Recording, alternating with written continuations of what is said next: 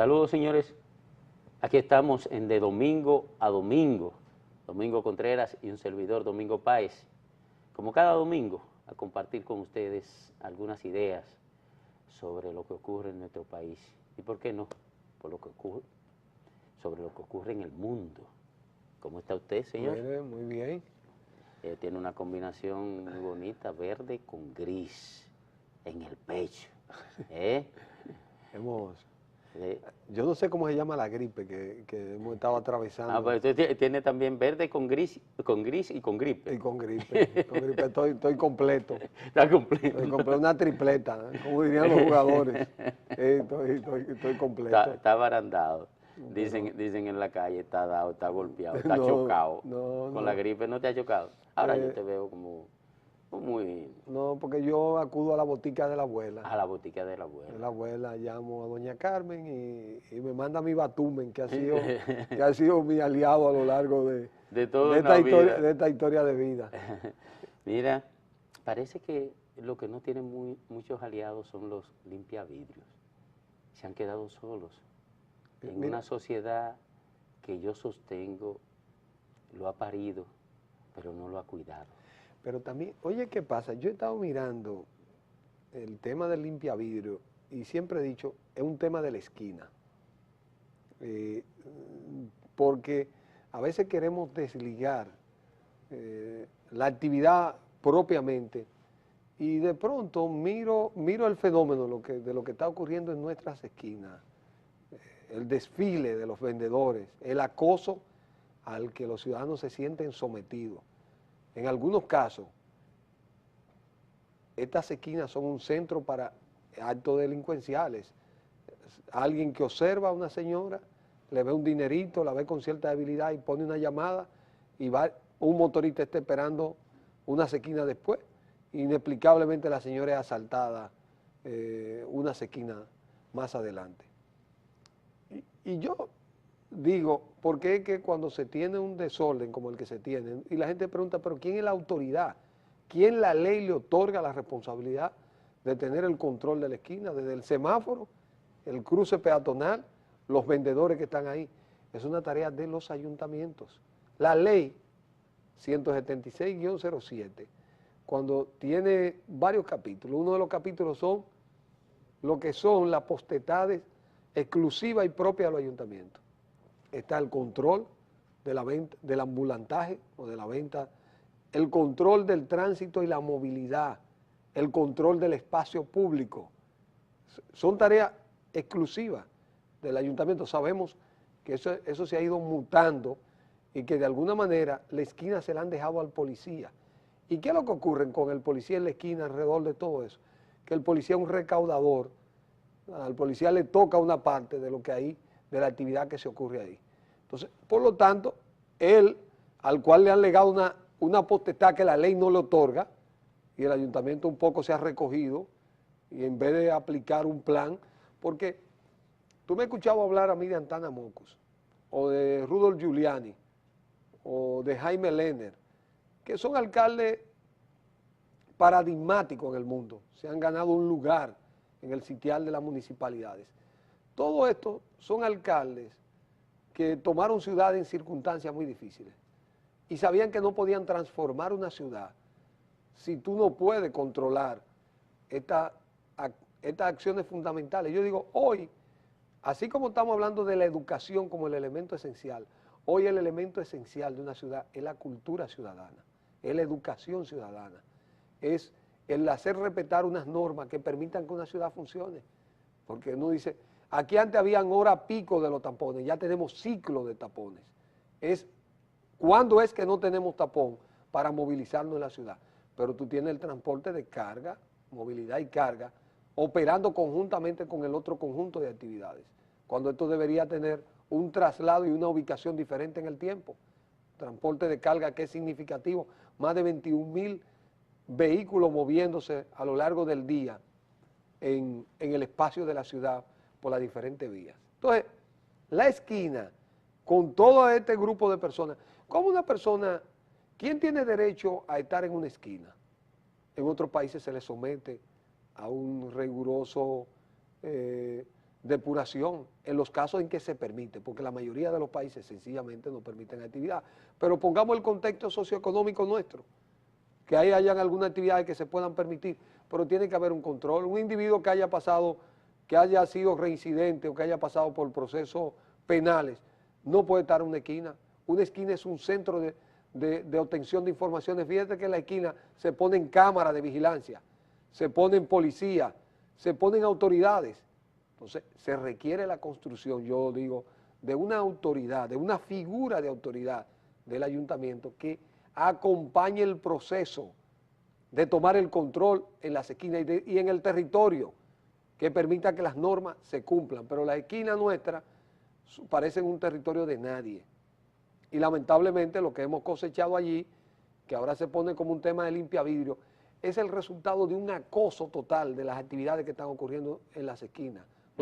Los ciudadanos se sienten acosados, evidentemente que nada en el mundo justifica la actitud de este individuo, que cuando se busca su perfil, porque todavía no se sabe cuál es el perfil psicológico y algunas actuaciones de la persona, porque hasta ese extremo no hay razón en el mundo para llegar a la situación que él llegó. Claro, claro, pero ahí hubo el choque de dos delincuentes, uno que fue victimizado y uno que es victimario y ya anda huyendo por Colombia y Ecuador. Ahora, lo que yo he estado cuestionando durante la semana pasada, tanto en radio como en televisión, es la reacción de las autoridades. Matan un limpiavidrio y el anuncio es que va a intervenir AMET. Pero es que a AMET no le corresponde. Pero que a AMET no le corresponde, y lo que ha hecho AMET es montarse en una ola populista para dar una respuesta a una situación de irritación que tú describes del ciudadano como víctima de un acoso no solamente del limpiavidrio cuando se lanza sobre el vehículo a ensuciarlo, porque de hecho no es ni siquiera limpiarlo, es a tirarle agua sucia en el vidrio que termina ensuciando el vehículo. Y a insistir sobre la necesidad, que le satisfagan la necesidad que él tiene, que dé dinero o para comer o para consumir droga, que está establecido que una parte importante de ese dinero que piden ellos es para consumir droga, para financiar su vicio. La gente se siente acosada porque el limpiavidrio no entiende del no, y cuando le dicen, bueno, no me limpie, entonces le dice, pues consígueme algo, porque en definitiva no es limpiar lo que quiere, lo que está diciendo es, miren, yo soy un excluido que probablemente además soy un vicioso, soy una víctima del vicio, y estoy reclamándole a quien se me presentó al frente, que es el que se detuvo al lado mío, en la esquina, estoy reclamándole o que me ayude a financiar mi vicio o que me ayude a mitigar mi hambre. Y frente a una situación así, ¿qué es lo que se plantea? Mandarle a la policía para que lo lance a los callejones y probablemente en vez de pedir 5 pesos o 10 pesos, entonces se dedique ya no a pedir, sino a asaltar. ¿Tú sabes por qué? Porque en gran medida, en el caso de muchos de estos jovencitos limpiavidrios, ahí tendría que haber, si la entidad que interviene, que no es una acción represiva, es una acción de aplicación de normativa. De aplicación de normativa y construcción de espacio para él. Para él. Si tú tuvieras una intervención del ayuntamiento, el ayuntamiento debería proceder con un programa para rehabilitar a estos muchachos y reinsertarlos con algún oficio básico. Por ejemplo, que yo siempre he dicho, es que el reciclaje, y regreso a él, abre tantas oportunidades para empleo de muchachos que están en esas condiciones, que tú lo puedes salvar e integrarlo a labores productivas tan importantes para la ciudadanía. Pero, repito, cuando tú regresas a la esquina, del cual el limpiavidrio es uno de los componentes, de los 40 o 50 que se están moviendo, ahí él es uno de esos componentes. Quizá para algunos el más odioso, porque es el que tiene una acción directa sobre el vehículo, pero los otros no se le quedan lejos. De contacto directo con el vehículo, porque el que te está vendiendo te lo está enseñando, y hasta te insiste, pero no te golpea el vehículo, no entra en contacto con el vehículo. Exacto, no te pone sus manos sobre el vehículo necesariamente. En muchos casos sí, porque tiran una radiografía, sobre todo cuando son mujeres, le sacan una radiografía y te señalo esas situaciones, pero al final, yo te digo, por ejemplo, la presencia de AMET, que me ha hecho sacar una conclusión. Tú sabes que para generar una costumbre, el respeto a un símbolo, tú tienes que tener una continuidad. Claro. La presencia tan permanente de interrupción de la creación del símbolo de AMEC en las esquinas, para hacerte cruzar en rojo, sin necesidad, por una intervención que a muchas veces irracional, inentendible, ha terminado haciendo que no hayan símbolos alrededor de los semáforos. Sí, porque cuando tú estás fuera del país, si tú ves que un semáforo se cambia, cuando hace el cambio amarillo, tú estás frenando lejos, porque tú sabes que cruzarte en rojo, las consecuencias que tendrían serían devastadoras, de la posibilidad de un accidente hasta con cadena perpetua, que sabemos de casos que se le ha calificado como un acto criminal, hasta situaciones en las que te vería embarazosamente sometido, porque la esquina es un lugar de autoridad, aquí es un lugar de nadie. Es decir, ¿por qué el tránsito funciona? Porque allá es un lugar de autoridad, con el semáforo, una cámara, el agente que puede estar ahí, una persona del municipio, representan una autoridad. La esquina no, la esquina es el lugar donde tú verás la expresión de la falta de autoridad que hay. Y el AME, que es ese símbolo de autoridad. ¿A quien le han dejado la esquina? La esquina. Cuando ese muchacho no está en condiciones, o esa muchacha. Ni siquiera de entender lo que ocurre en la esquina. La esquina. Es que eso es una tarea municipal. Es que una esquina es un lugar, como dirían Tanamoco, de pedagogía pura. Óyeme, es el aula más grande que tiene una ciudad. Un aula de la ciudad es la esquina. Y ahí en esa aula, los símbolos que representan la cultura y la autoridad tienen que expresarse plenamente para que el ciudadano reciba el mensaje de lo que representan los símbolos en una esquina. Claro, y esta sociedad, que como no se han vinculado desde la parte de la autoridad al respeto y a la protección de los símbolos, reacciona cuando viene un evento abominable que llama la atención de todos, reacciona. O sea, ¿qué pasa?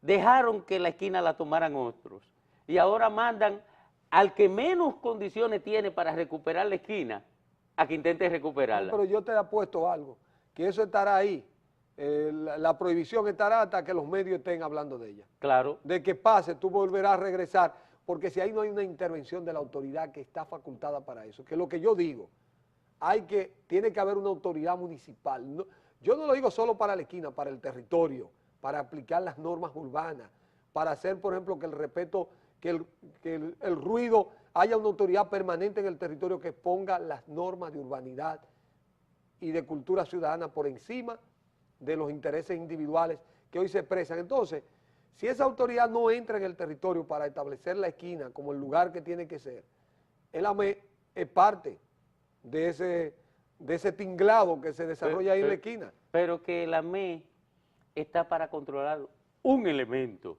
de lo que se desarrolla en la esquina, que es el elemento del tránsito, proteger los símbolos vinculados al tránsito y garantizar que la gente pueda ejercer el derecho a transitar con libertad. Ahora bien, el AME, la AME, que demuestra una incapacidad horrible para desempeñar su propia tarea, pretende, montándose en una ola del momento, construir una solución que no es capaz de mantener, pero que no tiene ni siquiera la estructura ni la visión para mantener. Pero que no tiene potestad legal para Pero que eso. no tiene potestad tampoco, ni tiene potestad, ni tiene la visión. ¿Por qué? Porque para entender ese conjunto que permite concluir con el concepto de que la esquina es un aula de enseñanza, no puede poner esa aula de enseñanza a alguien que está precisando de que lo enseñen. Yo creo que por eso es que tiene que venir. ¿Quién tiene ese rol de conducción de esa aula? El ayuntamiento. El ayuntamiento. En toda parte del mundo, y eso es lo que la ley en la República Dominicana dice. Ahora que estamos en los tiempos de la educación, se precisa que los ayuntamientos tomen su papel en el aula. Claro. Y hagan el papel que tienen que hacer pedagógico, y la autoridad que puede estar expresada en el AME conducido por el agente pedagógico, que es el ayuntamiento en esa esquina, porque esa esquina puede ser un tremendo lugar para enseñarnos a nosotros el valor del respeto a los símbolos y la convivencia ciudadana, como hoy nos enseña todo lo contrario. La muerte de ese limpiavidrio es la consecuencia de la inexistencia de la autoridad municipal en un espacio que debe controlar, normar, conducir, ayudar. Y educar. Y educar. Educar, repito. Cuando tú comienzas a cambiar en una ciudad, en cualquier ciudad del mundo, y la gente siente que una esquina es un lugar inclusive de respeto a lo fundamental. Fíjate que el paso peatonal, los peatones tienen que entrarse entre los vehículos porque los vehículos cubren el área definida. No respetan el semáforo en rojo. Menos van a respetar una línea blanca. Una línea blanca que tiene una indicación, que es un símbolo. Es decir, todos los símbolos que están ahí están violados permanentemente. Entonces, es fundamental que los ayuntamientos jueguen su papel en las esquinas. Vamos a la pausa, no se vaya, venimos con más de Domingo a Domingo.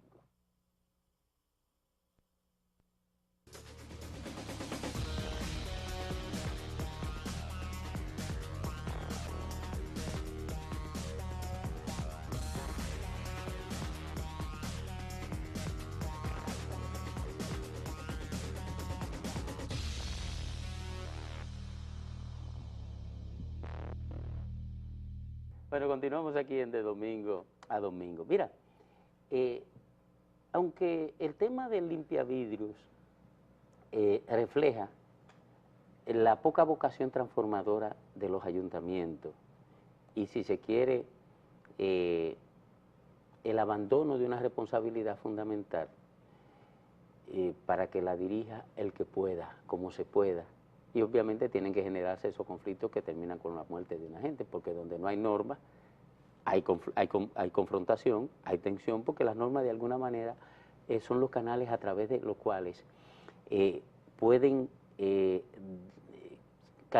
digamos que caminar con libertad las actitudes, pero sin que le hagan daño a nadie, sin que nadie intente vulnerar el derecho de otro. No, se construye la convivencia ciudadana, es correcto, que es lo fundamental. Correcto.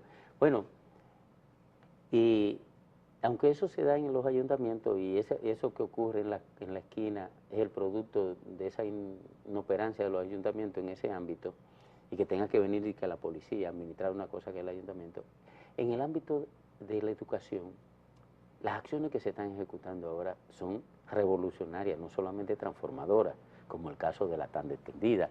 El impacto que tiene la tanda extendida, no solamente en proveer al niño o al joven de una mayor cantidad de informaciones que le permitan construir el conocimiento, o de una cantidad de informaciones que le permitan asumir un dominio pleno de la tecnología, sino que también le construye la tanda extendida un hábitat que lo pone bajo el control de gente que tiene formación y no bajo el control de la calle, que es la contradicción, que es lo que se expresa como contradicción respecto al asunto de la esquina. Allí se deja el control a la calle, aquí el control del muchacho lo asume el Estado con dirección y orientación. Mira, como un egresado de la tanda extendida, como alguien que tuvo la oportunidad en esa etapa de la vida de vivir lo que representa y la diferencia con el resto de los muchachos, bajo los jesuitas en Loyola, es que el lugar para estos jóvenes, que la escuela era un sitio complicado, un lugar que para esa te quita libertad, te tiene que sentar en él, no siempre era el lugar más agradable, quiere salir, los muchachos ahora con la tecnología están pensando en accesar a esos elementos, pero la escuela tú la estás rebautizando, le estás dando otra nueva, para los muchachos otro nuevo significado. Es un lugar de protección, de crecimiento, un lugar que te garantiza para muchas de esas familias tener la proteína, la comida que tú requieres, que eso deje de ser para esos muchachos una preocupación, si cuando llegue a mi casa voy a encontrar o no voy a encontrar comida, porque ese es su próximo paso. Ahora es, cuando llego a casa tengo que ponerme a hacer mi tarea. Tú lo estás pasando al muchacho a otro nivel. Como se diría en lenguaje llano dominicano, de pensar con el estómago a pensar propiamente con el cerebro, creando una imagen naturalmente. Y ese muchacho está deseoso que el otro día sea temprano para ir a aquel lugar que es un lugar de solidaridad, un lugar de discusión, de nuevo conocimiento, de nuevas oportunidades. Fíjate que la escuela de pronto se convierte en eso que debió ser la escuela, en lo que debe ser, y se convierte entonces para los padres, ya no un sitio al que solo mandamos a los muchachos, un sitio en el que nos sentimos seguros, al que queremos. Ahora, mira, yo estuve visitando al distrito creo que 1502, que tiene que ver con la circunscripción número 3 en el caso del Distrito Nacional. Y una de las cosas que está pasando, y me enseñaba la directora de este distrito, que hay colegios privados que han tenido que cerrar sus puertas y que le están ofreciendo las instalaciones al gobierno para que el gobierno se la alquile. Porque de pronto muchos padres que tenían sus hijos tratando de buscarle una mejor educación a sus hijos, comienzan a ver la escuela de nuevo y la escuela pública como un sitio con una oferta que no se la puede dar ninguno de estos colegios. Y mucho menos un colegio, digamos, modesto, sí, humilde. No, en ese, me refiero en ese ámbito van a quedar desplazados todos los que sean satélites de aquellos centros donde allá están detendidas. Que hay una sobrepoblación de estudiantes en aulas en este momento. Y veía una entrevista de una directora del Colegio Benito Juárez y ella decía, bueno, ciertamente que no es lo más adecuado desde el punto de vista pedagógico, pero desde el punto de vista humano, ¿cómo le negamos a estos muchachos la oportunidad de que ellos vengan a la escuela? Fíjate que ya hay una batalla por entrar. Me decía la directora, algo en el Liceo Juan Pablo Duarte, que tuvo su época gloriosa y que fue un liceo donde generaciones importantes de dominicanos se formó y que era un sitio también combativo, que la gente tenía una participación política. Habían aulas con pocos alumnos, casi vacías. Este año hubo filas en las inscripciones del Liceo Juan Pablo Duarte. Esa es otra cara importante de ese significado que vuelve a ganar la escuela pública y sobre todo estos centros de educación media de tan extendida para los padres. Los padres comienzan a ver de nuevo la educación y los centros educativos como protagonistas de ese depósito de esperanza, de solidaridad, de refugio, de abrazo de sus hijos. Porque se convierte con esta medida en un centro atractivo para los propios estudiantes. O sea, no solamente es el tema de la alimentación o las informaciones que se van a recoger allí para construir conocimiento, es el tema de la socialización del individuo. O sea, el individuo se convierte en un ente social en el que la violencia no norma las relaciones entre ellos, que es lo que norma la relación del barrio, es lo que norma la relación de la calle. La violencia es la imposición de uno sobre el otro, la construcción de liderazgo sobre la base de ser más agresivo, más fuerte, o tener la capacidad de imponerse, no la capacidad de convencer. Mira también otra cosa importante que es parte de esa experiencia, la diversidad que permite, inclusive los recreativos, para el desarrollo de talento. De pronto la tanda extendida te permite a los muchachos mandarlo a ajedrez, le permite otro deporte, en el caso de allá había ping-pong, ajedrez, atletismo, fútbol, baloncesto. Pero también crear los espacios de competencia en el dominio del conocimiento. O sea, la competencia sana. ¿Qué tanto yo puedo demostrar que domino lo que tenemos como desafío de conquista? O sea, ahí se hacen una especie de reality, se hacen, ¿cómo se llaman estas jornadas de competencia que se hacen ya a nivel macro, a nivel de todo el país? La competencia de matemáticas. Ah, tú dices la Olimpiada. Las Olimpiadas. Ahí se construyen las mini Olimpiadas. A nosotros se llamaban careos. Los careos. Los careos antes, correcto. de competencia. O sea, pero que se crean los espacios. ¿Por qué? Porque el currículum puede desarrollarse a plenitud, que es otra cosa, ejecutarse a plenitud en el año. Aquí los currículums se ejecutaban en un 70% y un 60%. No hay que, un problema serio, es que no, resulta que los últimos capítulos del currículum, de un libro, son lo más sustanciosos de la asignatura que se está impartiendo. ¿Y eso se quedaban? No, se quedaban siempre. Entonces, ¿qué ocurre? Si los capítulos de la próxima asignatura siempre es una introducción del conocimiento que tú debiste consolidar en la asignatura anterior, el alumno siempre estaba débil. Y sobre todo, por ejemplo, en ciencia básica, como en matemática, en física, en química, eso es mortal. Claro, es decir, porque no hay forma de construir el conocimiento con la desconexión de los ítems. Sí, de los ítems. no hay forma de construir el conocimiento con la desconexión de los conceptos.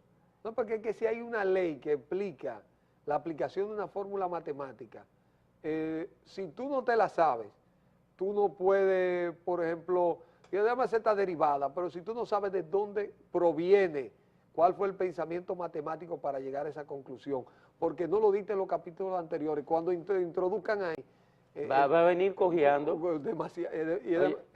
Y puede ser exitoso si memoriza nada más. No, fíjate que los alumnos dominicanos en el exterior, por ejemplo, cuando se van a estudiar ingeniería, hay un segmento importante de alumnos dominicanos en universidades norteamericanas que no pueden completar los estudios. ¿Por qué? Y tienen inclusive que inscribirse en otra carrera, porque no pueden aguantar el nivel de ciencia básica, porque no hay espacio en ciencia pura como matemática, física, química, en biología tampoco, en toda la ciencia básica. Si tú no tienes un conocimiento consolidado como resultado de una cadena de conocimientos que se van estructurando, porque todo ello se va complementando para generar un pensamiento complejo en esas áreas y poder introducirte ya en unos niveles superiores. En cualquier área esa que tú flaquees, ya no va a poder realizar unas operaciones posteriores porque no va a tener esa base.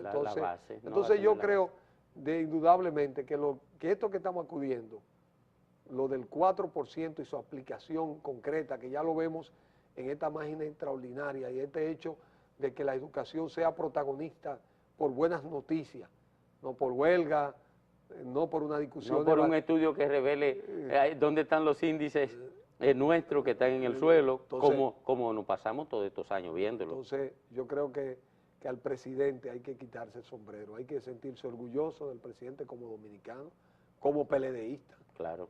Sí, yo creo que el presidente, por eso... Yo siempre dije que con el solo hecho de hacer las transformaciones que tenían que hacerse en educación, con ese solo hecho y con ese plan de alfabetización, ya Danilo Medina se consagra como estadista. O sea, si no tuviera ningún otro resultado, el poder transformador de esas dos acciones, lo que se está haciendo en el sistema convencional de educación, ¿verdad? De educación inicial y media, eso más la alfabetización de toda esa gente que no sabía ni leer ni escribir, eso consagra este gobierno. Ya es una carta de presentación para el futuro que le permite reivindicar un gran aporte en la transformación de la sociedad. Vamos a la pausa, no se vaya, venimos con más de Domingo a Domingo.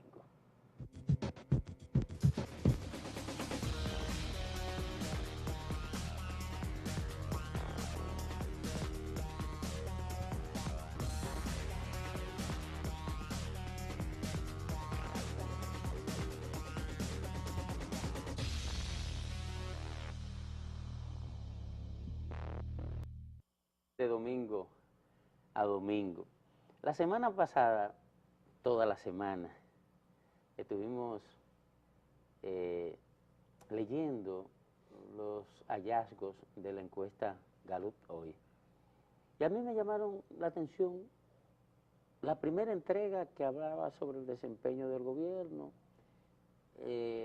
y aunque no me asombró, que hablaba también sobre la valoración, la luna de miel de los dominicanos con el gobierno del presidente Medina, eso, y lógicamente me llamó la atención los resultados de intención de voto o de adhesión política hacia los líderes principales de la nación. Pero también me llamó la atención la entrega en el estado, cómo la gente analiza su situación alrededor de la economía, del momento de la economía, dado el hecho mismo de que una franja grande de dominicanos dice que su situación no es buena desde el punto de vista económico y señala las principales problemáticas donde el tema del empleo aparece como un punto nodal.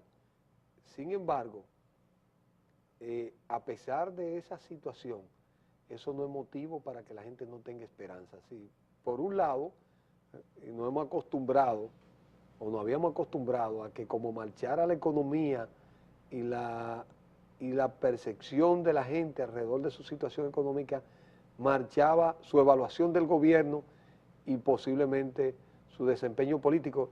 Yo creo que de alguna manera Venezuela es un ejemplo de ello, Suramérica, con la nueva línea política de esta izquierda social latinoamericana, en el que necesariamente el desempeño económico no marca el voto final, sino que hay una serie de valoraciones de políticas sociales que van determinando la adhesión del ciudadano y su evaluación del gobierno.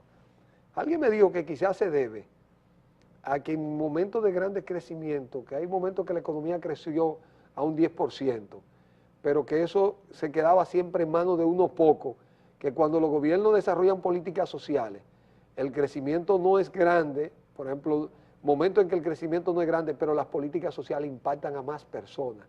Y por lo tanto, para la gente, mayoritariamente la situación es mejor porque nunca pudieron accesar a las políticas públicas que dieran satisfacción a grandes problemas que esa mayoría atravesaban. Por lo tanto, vuelve a aparecer que no hay una correlación directa entre crecimiento económico y satisfacción y distribución y aplicación de un gasto de calidad. No, porque el principal elemento que genera satisfacción a la gente es la esperanza, no es el cumplir una aspiración en lo inmediato.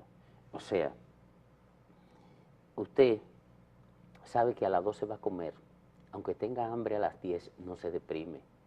Ahora, si usted sabe que no va a comer, no sabe cuándo va a comer, aunque no tenga hambre a las 10, comienza la incertidumbre a generarle depresión, es un comportamiento normal en el ser humano.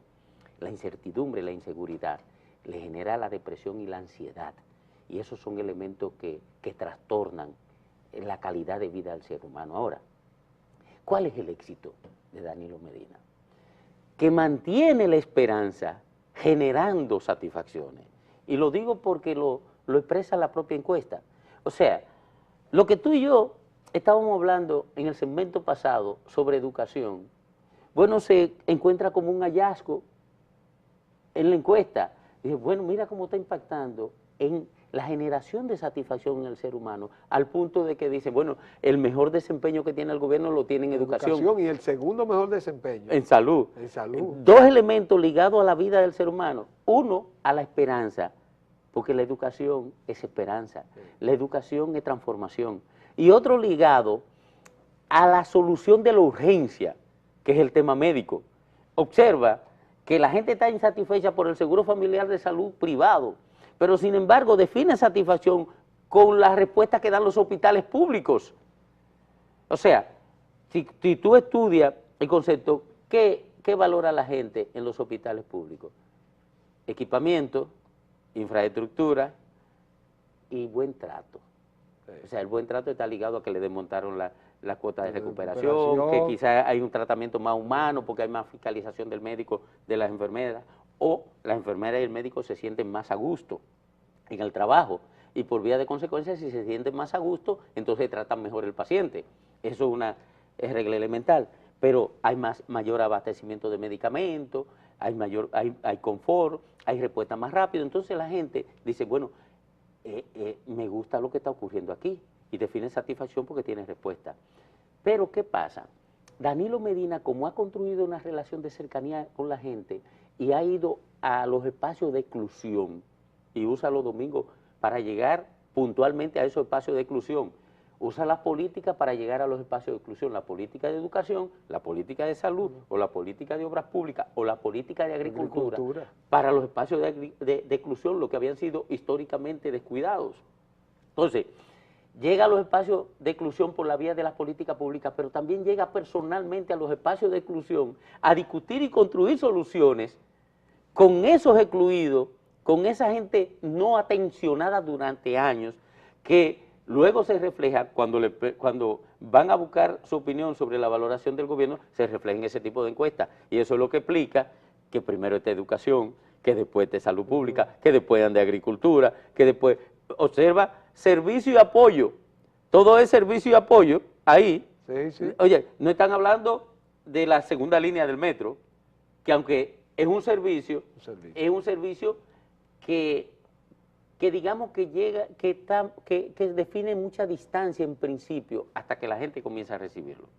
O sea, no construye mucha esperanza, porque tiene distancia, sobre todo porque hay una barrera entre la tecnología y la gente ni siquiera, ¿cuánta gente tiene idea de lo que es el metro? El 10% de la población, el 5%. Ahora, de lo que los hospitales públicos lo tiene el 60% de la población o el 70%. Y la educación. Y la educación lo tiene el universo de la población. El universo, son servicios más universales. Más universales. Porque siempre el servicio de transporte tan especializado pertenece a una... No, la gente tiene más una idea de la voladora que del metro. Sí, pero fíjate que hay símbolos que se convierten en símbolos de un país.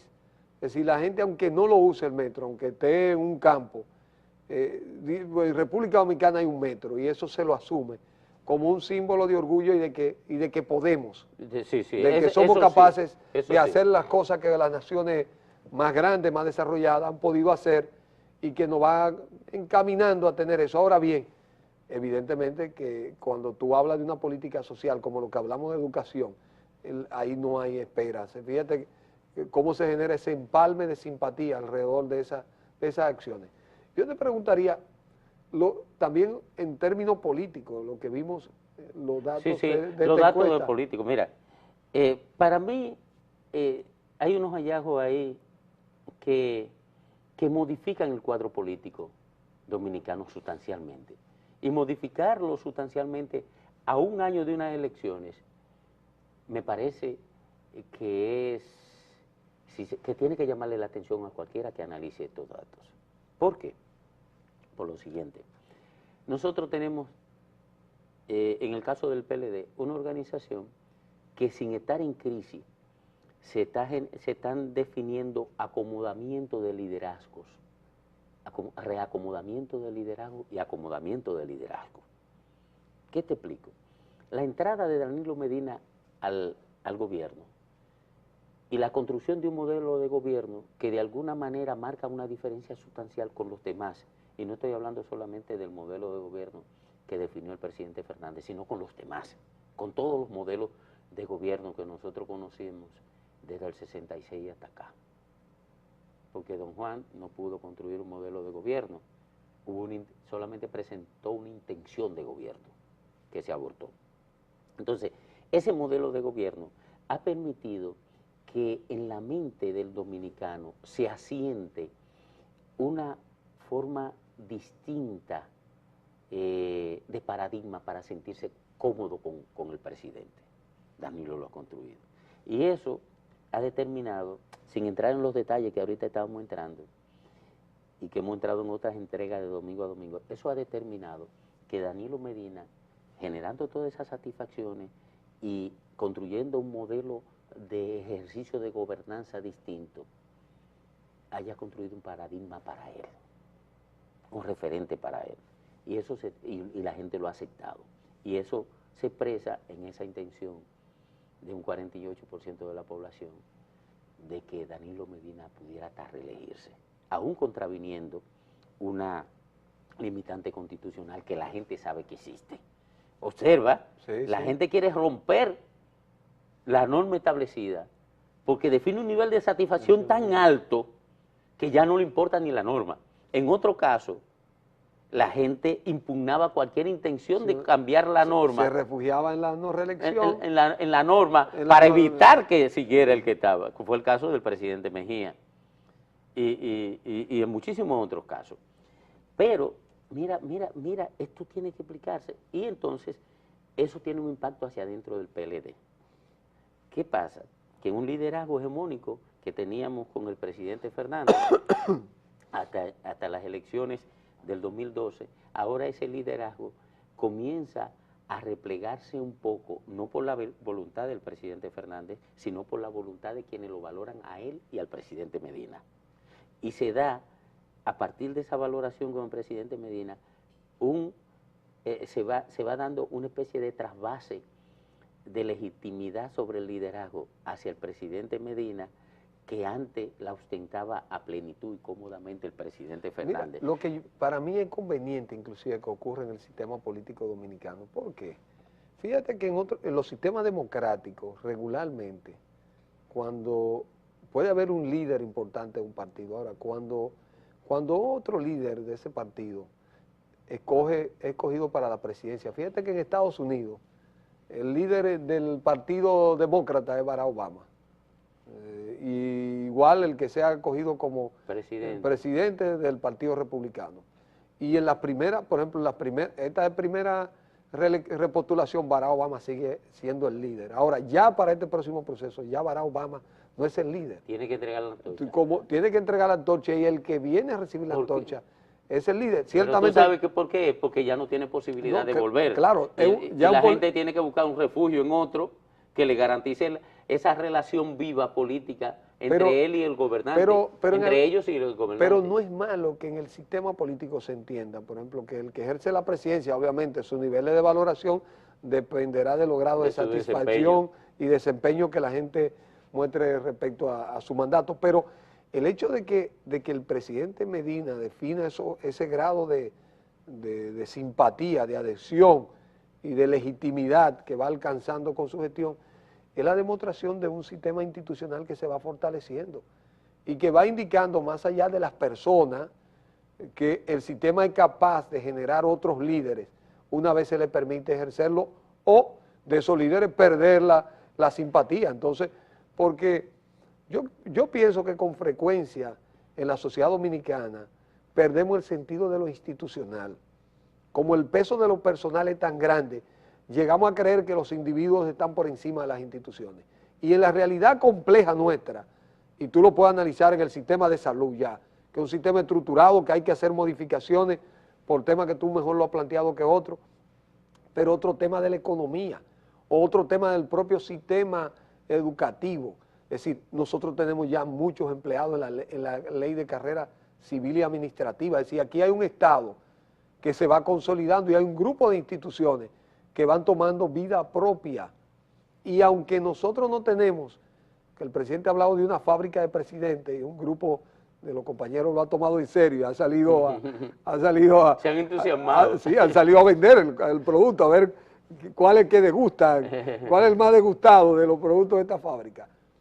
Lo cierto es que lo importante de este momento es definir que la presidencia como institución está por encima de cualquier individuo en la sociedad dominicana. Por más que queramos engrandecerlo, la presidencia tiene un peso tan grande, sobre todo un sistema republicano, que el individuo que él ejerza, fíjate que en su momento Hipólito pasó los propios y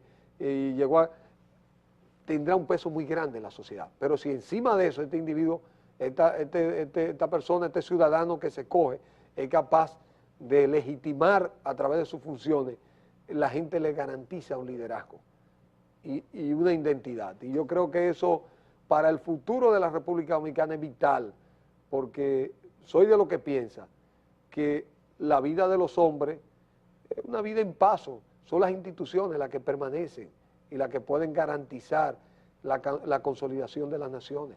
Así es. Hay otro hallazgo que me resultó interesante y es el del Partido Revolucionario Dominicano, que para mí define una segunda derrota para Miguel Vargas.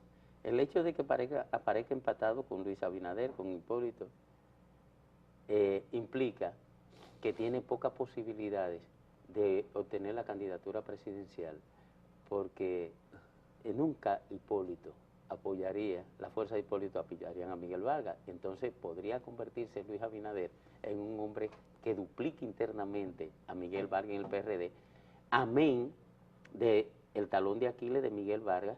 O sea, está enfermada su imagen en la relación con su propio partido como consecuencia de esta lucha intestina, ¿no? Y no quiero reducirlo solamente a su comportamiento electoral, sino a esta lucha que ha tenido intensamente. Aunque él va a apostar a que el control de la franquicia del partido le permita comenzar a generar adhesiones por el miedo, la incertidumbre de las candidaturas, de lo que aspiran a esa candidatura, y eso pueda ir variando el cuadro electoral. Estará por verse porque la desazón en el PRD es muy grande, muy profunda. Claro. Te lo muestra el posicionamiento del PRD con un 21%, que no es un partido de un 21%, Claro. pero te muestra una desazón de mucha gente. Y poca confianza en la posibilidad de éxito inmediato. De éxito, porque entonces yo creo que ahí hay una arquitectura en movimiento, Que hay vamos que a ver, esperar. que hay que esperar. Yo creo que es muy reciente, alguna de la forma en que se han desarrollado algunas luchas y sus resultados, indudablemente van a dar un vuelco. Ahora ya miraremos hacia dónde se conduce ese partido. Bueno, señores, miren, hasta aquí esta entrega de Domingo a Domingo. El próximo domingo estaremos con ustedes, como de costumbre, ¿verdad? Aunque están en camino algunas modificaciones en la entrega de Teleradio América.